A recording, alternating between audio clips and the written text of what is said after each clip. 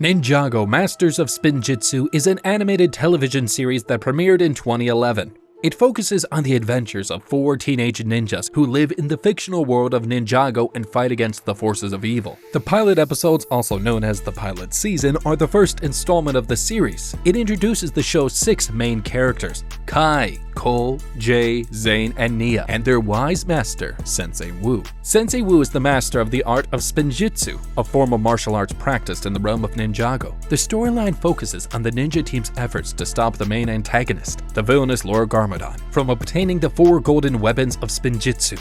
These weapons, the Scythe of Quakes, the Nunchucks of Lightning, the Shurikens of Ice, and the Sword of Fire, were once collectively used to create Ninjago by the first Spinjitzu master. They are so powerful that no one can handle all of their power at once. Kai is the red ninja and elemental master of fire. Nia, who is equally fiery and brave like Kai, is his sister. Jay is the blue ninja and elemental master of lightning. Zane, the most thoughtful among the group, is the white ninja and elemental master of ice. He is also blessed with the power of a spear with a 6th sense. Master of Rock, Cole is the black ninja and elemental master of earth. These young ninjas are the chosen ones, who will protect the 4 golden weapons of Spinjitzu from Lord Garmadon.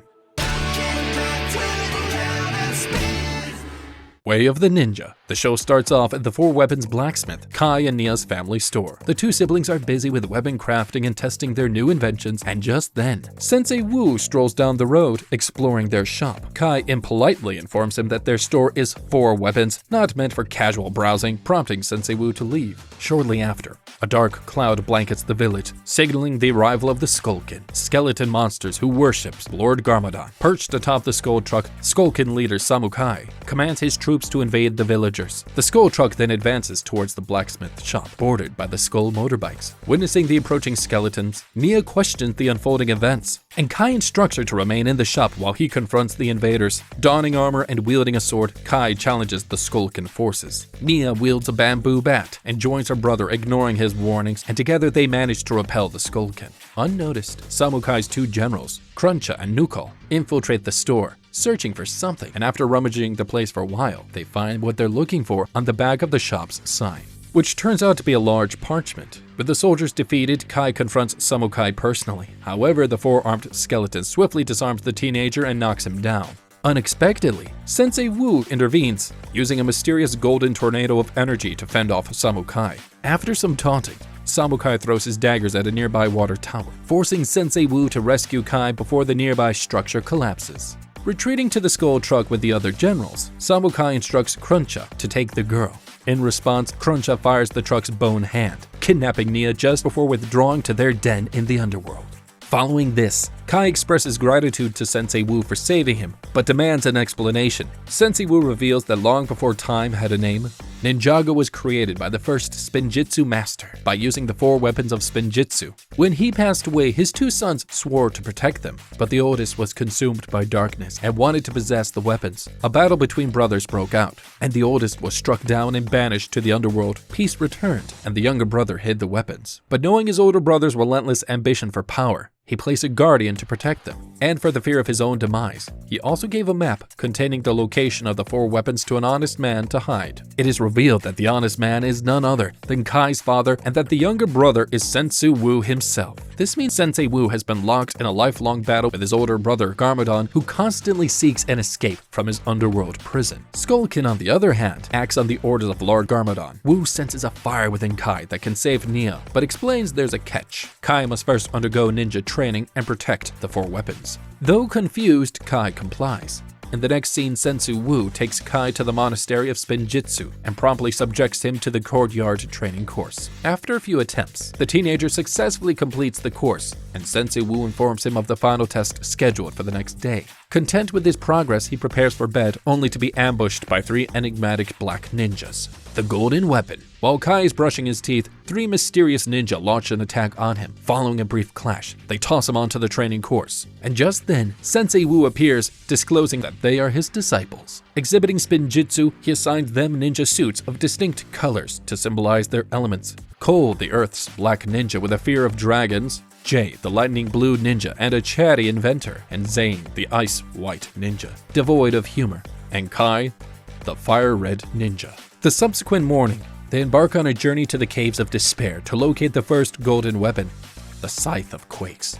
During the trip, Kai questions how Sensei Wu found the others. Cole shares he was testing his strength in mountain rock climbing, and Jay mentions he was experimenting with homemade crafting gliders in Ninjago City, and Zane explains that he was testing himself by breathing underwater in an ice-cold environment. Sensei Wu was present in all of those scenarios, sipping tea. Upon reaching the caves, Sensei Wu advises the ninja against using the scythe when they find it. He believes the weapon will be too powerful to be handled by the teenagers. After regaining the map with the golden weapon's location from Kai, they enter the Caves of Despair and discover the scythe. However, upon exiting, they face an ambush by Samukai and his skeleton army. While battling Skullkin, Jay notes the resemblance to the monastery training course, and in the process, he manages to unlock his spin jutsu.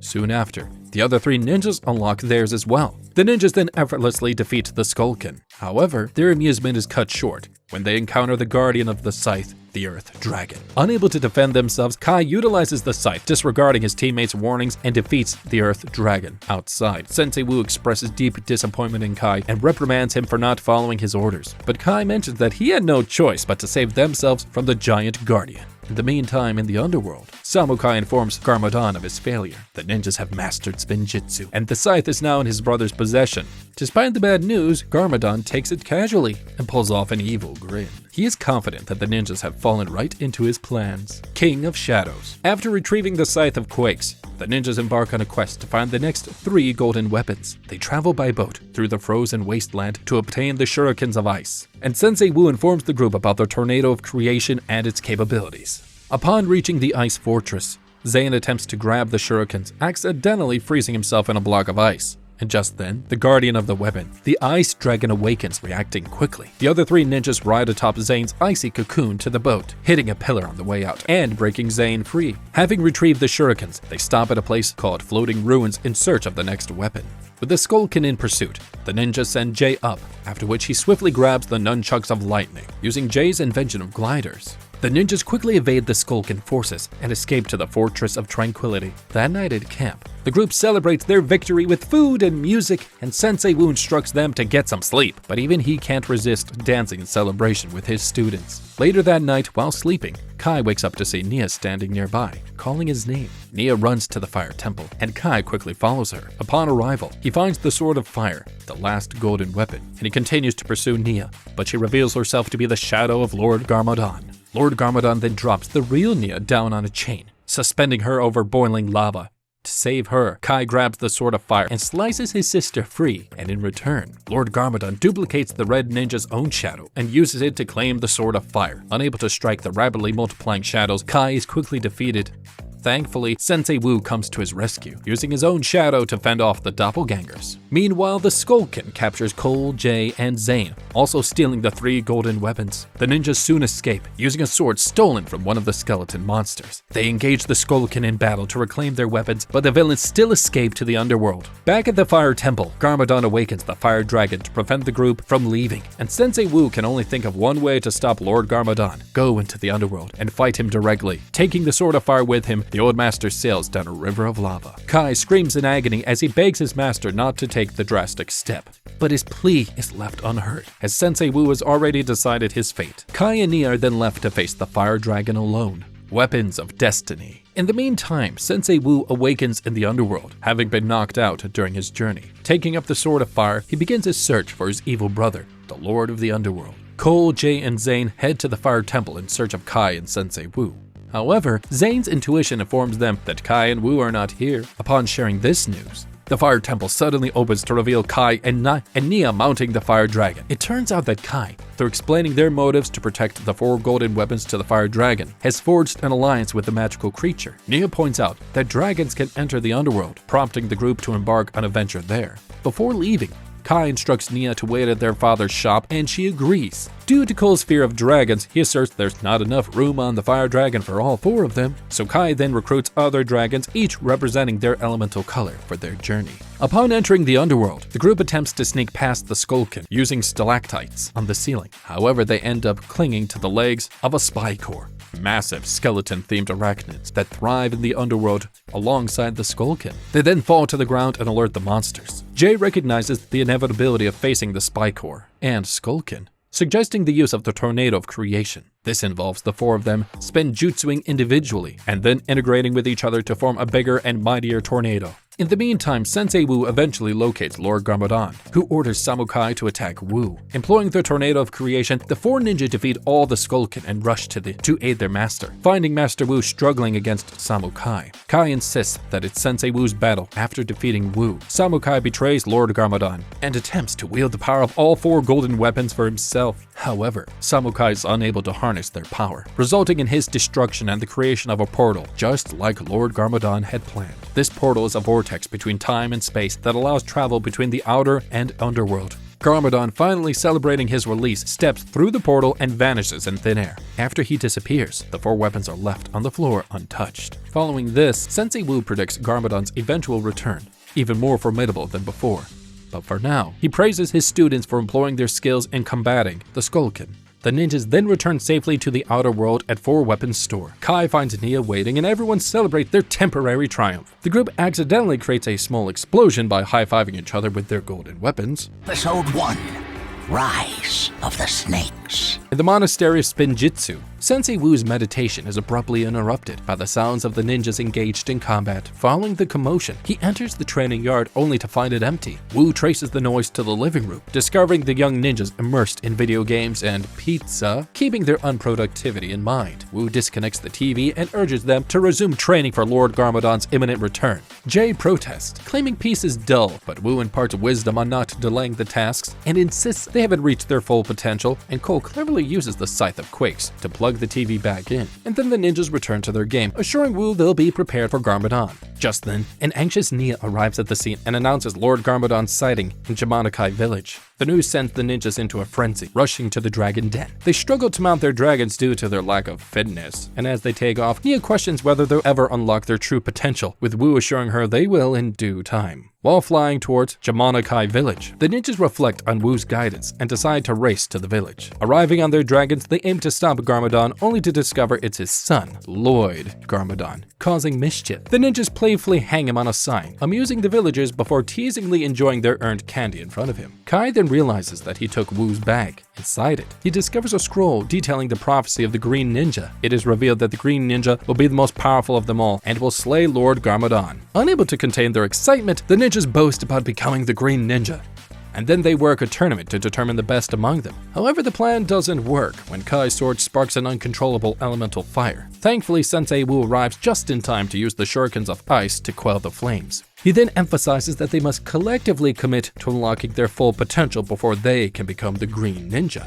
Meanwhile, Lloyd stumbles upon an ancient tomb in the frozen wastelands, releasing a tribe of the real Serpentine, known as Hypnobrai Slithra. The general of the tribe attempts to hypnotize Lloyd, but the boy dodges, inadvertently hypnotizing Slithra himself. Taking control of the Hypnobrai, Lloyd commands them to steal all the candy in Jamanakai, hypnotizing the villagers in the process. Sensei Wu senses the Serpentine's presence. The teenage ninjas then spring into action, employing their exceptional combat skills. Though they repel the tribe, Scales, the second in command, hypnotizes Cole for revenge. In the meantime, the others are helped by Nia to retrieve the anti-venom. Together, they use the village fountain to unleash the anti-venom and cure the villagers. However, Cole remains under Scales' influence, unbeknownst to his friends or the ninja himself.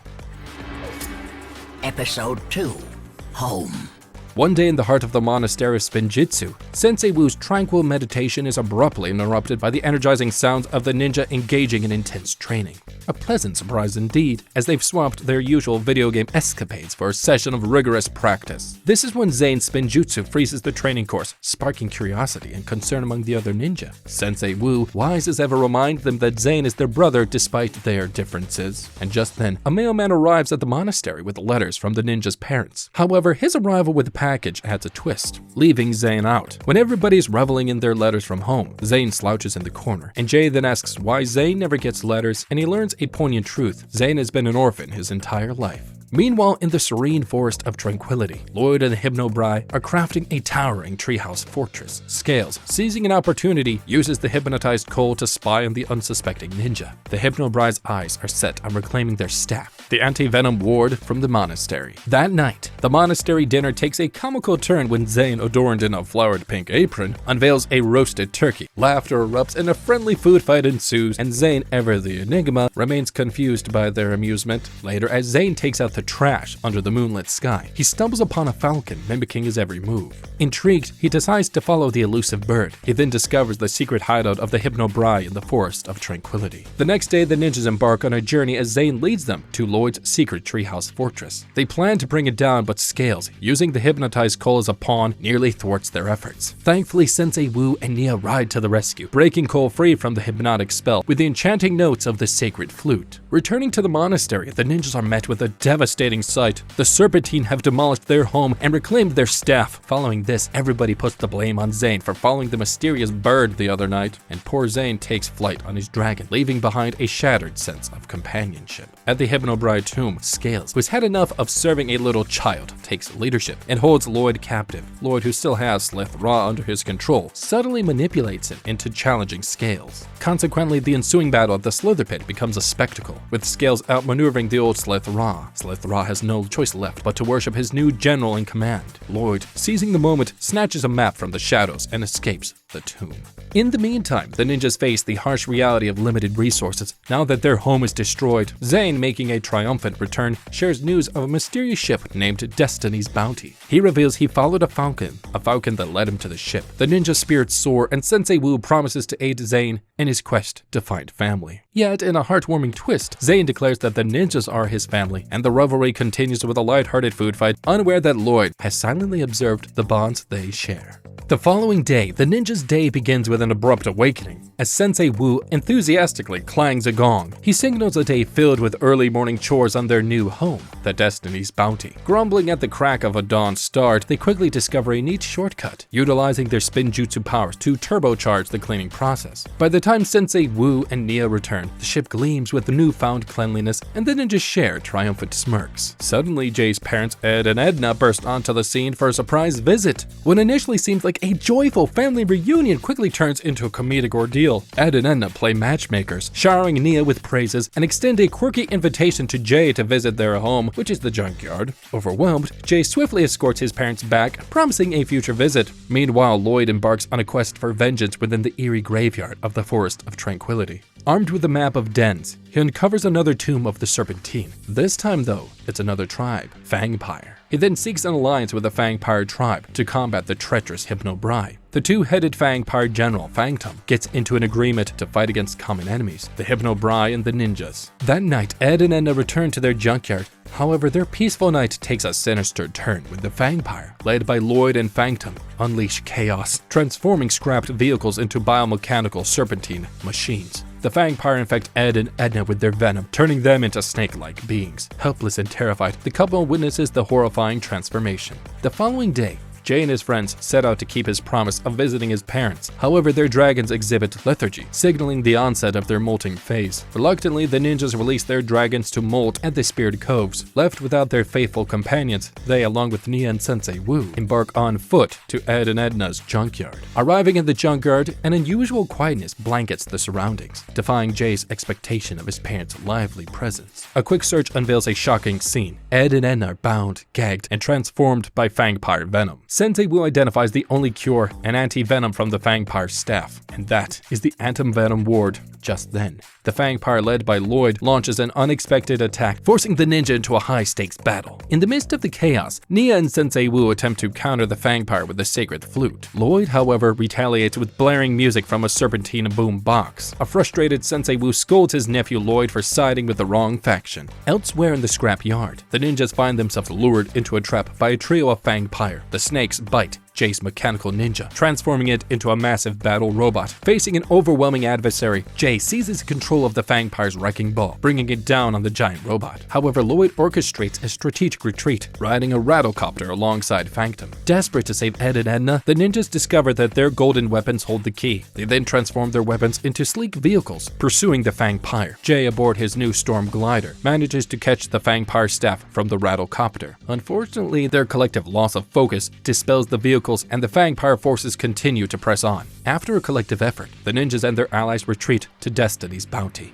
Inside the ship, Nia concocts an anti-venom tea from the Fangpire staff, curing Ed and Edna. Simultaneously, Jay strives to activate the ship's defense system, designed to repel invaders. As the Fangpire closes in, Ed takes charge, repairs the controls, and enables Jay to activate the ship's flight modifications. With engines roaring, Destiny's bounty takes flight, leaving Lloyd engulfed in the desert dust. However, in an unfortunate mishap, Nia accidentally drops the Fangpire staff, allowing Phantom to retrieve it. Following the commotion, Jay gratefully thanks his father Ed for his assistance with the flight system. Overbearing excitement, the family reconciles as Destiny's bounty soars, leaving behind the Fangpire forces. Episode 4. One night, Zane experiences a vivid dream where the Falcon, perched on power lines, urgently commands him to wake up. Startled, he awakens in the presence of Sensei Wu and Nia, who emphasize the danger posed by Lloyd and the Serpentine. Zane then learns that his friends are engaged in a rigorous training on the upper deck. Upon reaching the deck, he encounters the Falcon, sparking a mysterious connection. As the Falcon departs, the ominous shadow of Lord Garmadon looms. Lord Garmadon, wielding silver katanas, confronts Zane, expressing his intent to reclaim the golden weapons. A battle soon ensues, showcasing Zane's agility as he dodges Lord Garmadon's attacks. The conflict intensifies when Lord Garmadon demands Zane's golden weapon, the Shurikens of Ice. When he refuses to listen, he is thrown into a trash pile. Seizing the opportunity, Lord Garmadon attempts to release a heavy crate upon Zane, only for the Green Ninja to intervene. The Green Ninja, exhibiting prowess with another golden weapon, the Nunchucks of Lightning, engages Lord Garmadon in a fierce battle. Intrigued and confused, Zane observes the Green Ninja, surrounded by falcons. Abruptly, Zane awakens once more, unsure if he's still dreaming. It turns out that he was just having a dream. On the upper deck, Sensei Wu instructs the ninjas to warm up with stretches, and Zane shares the details of his dream with his friends, fueling excitement about the mysterious Green Ninja. Consequently, the young ninjas' enthusiasm disrupts their warm-ups. This earned them a strict directive from Sensei Wu to train rigorously until they unravel the riddle. What is the best way to defeat an enemy? Despite their efforts, they remain distracted by Zane's dream. Meanwhile, Lloyd, accompanied by the Fangpire, sets out to confront the Hypno Bride. At their meeting, Phantom and Scales, who turn out to be former allies, discuss their current peaceful coexistence. Instead of battling with each other, Lloyd, witnessing the unexpected amity, slips away, avoiding potential conflict. Back at Destiny's bounty, Zane concludes his dream narrative. The young ninjas, engaged in heated debate over the identity of the Green Ninja, are interrupted by Sensei Wu. Sensei Wu is disappointed because he had expected his disciples to have deciphered the riddle by now. In the meantime, Lloyd, once again alone and deserted, explores the Sea of Sand with the map of dens.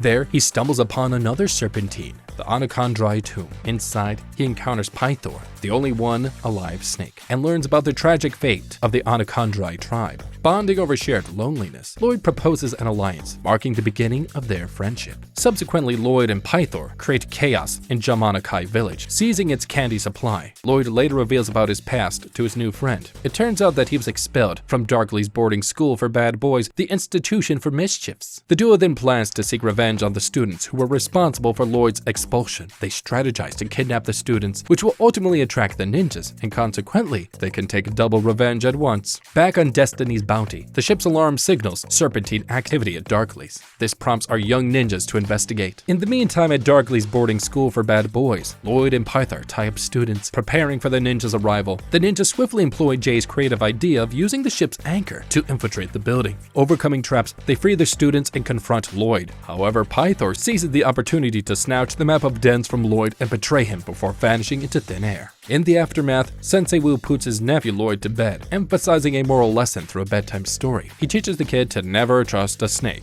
Watching them, the ninjas express dissatisfaction for not punishing Lloyd, prompting Sensei Wu to reintroduce the riddle. The master reveals that the answer to the riddle, what is the best way to defeat an enemy, is befriending them. It then dawns on his young disciples that Wu's intention is to guide Lloyd towards a positive path. Episode 5. The following day, Kai is fuming after learning that Cole beat his high score on Fist to Face 2. Unbeknownst to him, Lloyd is behind this mischief. Meanwhile, inside the ship's dining room, Cole, attempting to prepare violet berry soup, discovers that someone has ruined his taste. Lloyd conveniently passes by, blaming Jay for the ruined soup. This only further intensifies the brewing tension. On the deck, Jay activates his sparring bot for training, only to face malfunctions. Lloyd visits him as well and points fingers at Zane for tampering with the bot. This only leaves Jay to deal with the aggressive machine. Later, Zane finds his white ninja suit turned bright pink, courtesy of Kai washing it with his own. The commotion escalates as the ninjas blame each other for the wrongdoings. Sensei Wu soon intervenes and discloses Lloyd's orchestrated chaos. He also reveals that his nephew had actually been assigned to sabotage the team to teach them about the destructive power of rumors. And just then, Nia's announcement over the ship's speaker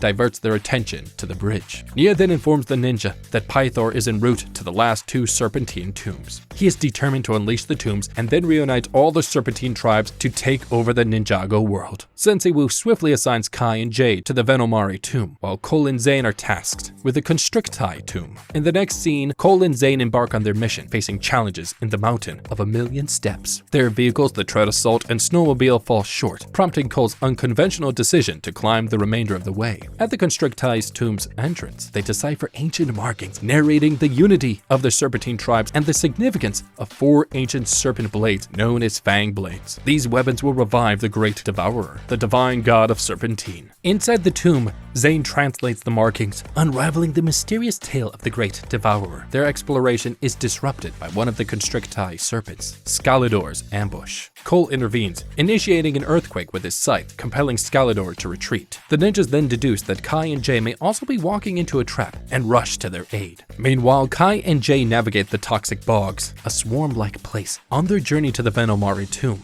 Facing the challenge of swinging across vines, they discover the tomb empty upon arrival. Kai further explores the tomb that leads him to a bizarre encounter with venomous frogs. The frogs then unleash their venomous saliva, causing Kai to experience hallucinations. Moments after, the serpents from the Venomari and Constricti tribe emerge, cornering Kai. Jay then rushes to his aid, joined by Cole and Zane. During the ensuing fight, Zane attempts to use the sacred flute to subdue the serpents. However, his attempt is thwarted when Pythor emerges, snatching the flute from Zane. The situation intensifies, and the ninjas find themselves on a sinking log in an acid lake. Unexpectedly, a rope appears, allowing them to escape to safety. A mysterious figure known as Samurai X intervenes, forcing the Serpentine to retreat. Although the young ninjas show their gratitude, the samurai incapacitates them with a gas before disappearing into the night. Later, the ninjas regain consciousness on the Destiny's Bounty, discussing their encounter with the enigmatic samurai. Cole then redirects his focus to the imminent serpentine threat. Meanwhile, Zane informs Sensei Wu of Pythor's theft of the sacred flute. The master is evidently furious about this, and just then an alarm sets off, alerting the ninja to serpentine activity in Ninjago City. They jump off Destiny's Bounty, using their vehicles to land safely. The ninjas, now grappling with the challenge ahead, decide to investigate a case. They rightly suspect a serpentine gathering. In the meantime, in the city's sewers, the serpentine tribes assemble to discuss their strategies. And just then, Pythor's speech is disrupted as the young ninjas, hiding behind the shadows, make sly comments and rumors about the tribes, and as a result, it incites chaos among the serpentine. A while later, Scales identifies the intruders, prompting Serpentine to pursue the ninjas. Thankfully, Zane cleverly uses his pink suit to camouflage himself against a pink backdrop. It allows him to evade the Serpentine and help the rest of his team. Once back on Destiny's Bounty, the ninjas discuss their escapade. Acknowledging the use of rumors to their advantage, Lloyd then returns Zane's ninja suit to its normal color after 20 washes. He also apologizes for the wrongdoing. Episode 6. In the meantime, Scales and Pythor are currently engaged in an ambitious quest, digging deep into the vast sea of sand. The mission? To uncover the mythical lost city of Ouroboros, rumored to serve as the prison for the dreaded Great Devourer. Scales, however, maintains a healthy dose of skepticism, insisting that uniting the diverse Serpentine tribes is an impossible feat. Despite Scales' doubt, Pythor's determination prevails as he stumbles upon a hidden switch buried beneath the sand. With a triumphant fall, Pythor unveils the long-lost city, defying Scales' skepticism. On board Destiny's Bounty, Lloyd engages in a lively discussion with the ninjas about strategizing against the Serpentine threat. And just then, Sensei Wu reveals the exciting news that he has crafted new ZX suits for his disciples. Eagerly, the ninjas embrace their upgraded attire, ready for a test run. Their enthusiasm is interrupted by Nia, who reports about Serpentine turmoil at the Mega Monster amusement park. The ninjas enthusiastically respond to the call. Upon arrival at the amusement park, the young ninjas discover that the Serpentine threat has already been neutralized.